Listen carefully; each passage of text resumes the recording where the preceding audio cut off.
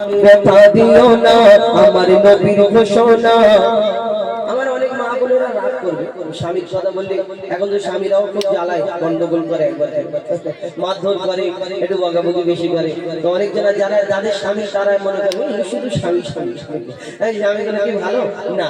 যে ভালো কাজ করবে আল্লাহর ক্যামেরা চারিদিকে চালু আছে, যে গন্ডগোল করবে সেখানে ধরা পড়বে, ভিডিও হবে, আর শুধু সেইখানে গিয়ে আওয়াজ হবে গুড়গুড় গুড়গুড় করে, কেউ ছাড় পাবে না। শোনো স্বামীর মনে মা বোনেরা ব্যথা দিও না আমার নবীর ঘোষণা।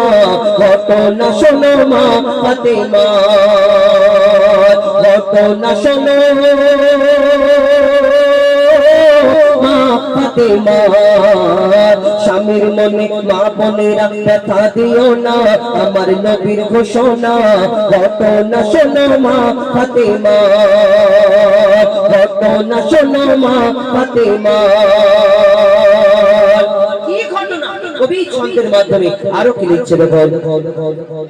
ওই যুদ্ধ করতে যাবে আলী হাতে নিল তলোয়ার, যুদ্ধ করতে যাবে আলী হাতে নিল তলোয়ার। মা ফাতেমা স্বামীর কাছে করলো এমন আবেদন, মা ফাতেমা স্বামীর কাছে করলো এমন আবেদন। যুদ্ধ হতে ফেরার পথে আসবে যখন ঘরে, একটি নতুন কাপড় কিনে আনবে আমার তরে, একটি নতুন কাপড় কিনে আনবে আমার তরে, একটি নতুন কাপড় কিনে আনবে আমার তরে। এই কথা শুনে হযরত আলী বড় দুঃখ পায়, এই কথা শুনে হযরত আলী বড় দুঃখ পায়। যদি আমি শহীদ হয়ে যাই কে আনবে বলো কাপড় তোমার, কে আনবে বলো কাপড় তোমার। হযরত আলী মন খারাপ করে যুদ্ধে চলে গেল। এইদিকে এই ঘটনা ইমাম হাসান ইমাম হুসাইন দেখলে, দেখার পরে যখন হযরত আলী যুদ্ধে গেল দয়ার নবীর কাছে, দুই ভাই ইমাম হাসান ইমাম হুসাইন ছুটে চলে গেল। যখন যাবার পরে আমার দয়ার নবী জিজ্ঞেস করে, বলো তোমার আব্বা মা কেমন আছে, কি করছিল? তখন আমার ইমাম হাসান ইমাম হুসাইন বলে, আমার আব্বা যুদ্ধে গেল, আম্মা বাড়িতে আছে, কিন্তু আব্বু যখন যুদ্ধে গেল মনটা একটু খারাপ। কেন না, আমার আম্মা একটা নতুন জামা চেয়েছে। এই কথা শোনার পরে দয়ার নবীর চোখ থেকে টপ টপ করে পানি ঝরে। কি ঘটনা হয় নবী ছন্দের মাধ্যমে লিখছে। ওই দুঃখ ভরা হৃদয় নিয়ে আলী গেল রনে, দুঃখ ভরা হৃদয় নিয়ে আলী গেল রনে। নানার কাছে ছুটে এলো হাসান হুসেন, নানার কাছে ছুটে এলো হাসান হুসেন।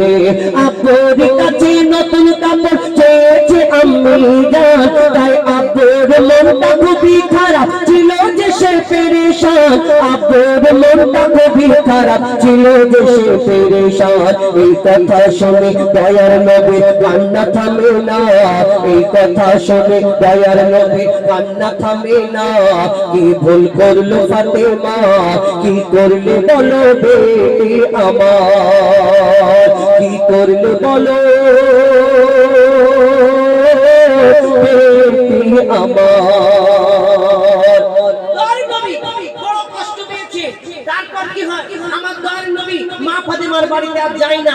একদিন হলো, দুদিন হলো, 3 দিন হয়ে গেল মা ফাতেমার বাড়িতে যখন যায় না, মা ফাতেমা চিন্তা করে আমার আব্বার শরীর খারাপ নাকি, কেন আমার বাড়িতে আসে না। ছুটে ছুটে মা ফাতেমা দয়ার নবীর ঘরের সামনে চলে যায়। যে মা ফাতেমাকে না দেখে দয়ার নবী থাকতে পারে না একদিনও, সেই দয়ার নবীর ঘরের সামনে যাওয়ার পরে আমার দয়ার নবী অন্যদিকে তাকিয়ে থাকে, মা ফাতেমার দিকে তাকিয়ে দেখে। কি ঘটনা হয় নবী ছন্দের মাধ্যমে লিখছে। ও যার মুখ না দেখে ঘুমাতো না দয়ার নবীজি আমার, যার মুখ না দেখে ঘুমাতো না দয়ার নবীজি আমার। রাতের পরে রাত কেটে যায় মুখ দেখে না ফাতেমা, রাতের পরে রাত কেটে যায় মুখ দেখে না ফাতেমা। মা ফাতেমা ছুটে এলো আব্বা জানের কাছে, তবু বেটির মুখ দেখে না পিছন ফিরে আছে, তবু বেটির মুখ দেখে না পিছন ফিরে আছে। বলছে নবী ও গো বেটি বাড়ি চলে যাও, বলছে নবী ও গো বেটি বাড়ি চলে যাও। আগে স্বামীর কাছে ক্ষমা চাও, তবে করবে ক্ষমা আল্লাহ আমার, তবে করবে ক্ষমা আল্লাহ আমার। আগে স্বামীর কাছে ক্ষমা চেয়ে নাও, তখন তারপরে তুমি আমার কাছে আসবে। এখন কিছু প্রধানমন্ত্রী মার্কা মা আছে আমাদের আমাদের সমাজে, দেখবেন প্রধানমন্ত্রী মার্কা মা কেন বলা হয়, যে নতুন মেয়ের বিয়ে হলে তো অ্যাডজাস্ট হতে সময় লাগে, টাইম লাগে। তখন মেয়ে ফোন করে মাকে যখন বলে, মা গো কোথায় আমার বিয়ে দিয়েছো, এর থেকে যদি আমাদের গলায় কলসি দিয়ে ওই বাগানের পুকুরে ডুবিয়ে মেরে ফেলে দিতে, তবু আমি আরামে থাকতাম। মেরে ফেলে দিলে আরামে থাকবে, মরো না, তারপর ভিতরে গিয়ে বুঝতে পারবে আরাম কি হারাম। গুড় গুড় গুড় করে আওয়াজ।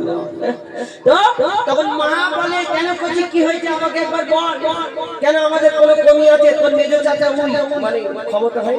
আবার কেউ বলে, তোর ছোট ভাইরা তো টাকা, আমরা তো বড় লোক, তুই চিন্তা করছিস কেন, তোকে যদি চার দিয়ে বলে তুই আটটা বলে নিবি, তোকে যদি দুগা মারে তুই চারটা মেরে চলে আসবি, তারপর দেখে নেবি, হাত মেরে বলে দেখে নেবি, দেখে নিবি। ওই বুড়ি হয়ে গেল, তো দু চার দিন পর মরে যখন যাবে, ওই মেয়েকে বলে করে নিয়ে কবরে ঢুকে যাবে, দেখে নিবি, এরকম করে দেখে হাত আর নড়বে না, তখন শুধু আওয়াজ হবে, ডিপ ডিপ করে তুই বুঝতে পারবে তাহলে কি হচ্ছে। তো যখন এই মা এই কথা বলে, কিন্তু আমার দয়ার নবী কথা বলার পরে মা ফাতেমা ছুটে ছুটে গিয়ে দরজা বন্ধ করে শুধু কাঁদে। তারপর কি ঘটনা হয় লিখছে, দেখুন দেখুন দেখুন দেখুন। ওই যুদ্ধ হতে হযরত আলী এলো যখন ঘরে, যুদ্ধ হতে হযরত আলী এলো যখন ঘরে, চাইছে ক্ষমা মা ফাতেমা পা দুটোকে ধরে, চাইছে ক্ষমা মা ফাতেমা পা দুটোকে ধরে, ক্ষমা করে দাও আমারে আর করব না এমন ভুল, ক্ষমা করে দাও আমারে আর করব না এমন ভুল, তোমার মনে ব্যথা দিলে ব্যথা পাই গো খোদার রাসূল, তোমার মনে ব্যথা দিলে ব্যথা পাই গো খোদার রাসূল। আলী ফাতেমা হাসান হোসেন নবীর কাছে যায়, আলী ফাতেমা হাসান হোসেন নবীর কাছে যায়, নবী মোর দেখে শান্তি পায়, এমন ভুল কখনো করো না গো আর, এমন ভুল কখনো করো না গো আর। শেষ কথা কবির মনের ফরিয়াদ, এই দুনিয়ায় উম্মতদের শিক্ষা দেওয়ার জন্য দয়ার নবী সেদিন কি বলেছিলেন, শেষ কথার মাধ্যমে লিখছে, দেখুন দেখুন দেখুন দেখুন। ও তখন বলছে নবী আল আরাবী, শোনো বেটি ফাতেমা, বলছে নবী আল আরাবী, শোনো বেটি ফাতেমা, আলী যদি আজ তোমাকে না করি তো ক্ষমা, আলী যদি আজ তোমাকে না করি তো ক্ষমা, আমি তোমার আব্বা তোমাকে ক্ষমা করতাম না, স্বামীকে যে দুঃখ দেবে আমি নবী তাকে চিনব না, স্বামীকে যে দুঃখ দেবে নবী তাকে চিনব না। কেমন শিক্ষা দিয়ে গেল নবী দো জাহান, কেমন শিক্ষা দিয়ে গেল নবী দো জাহান, বলি মঙ্গল ইসলাম বলছিল না মা ফাতেমা, বলছিল না মা ফাতেমা।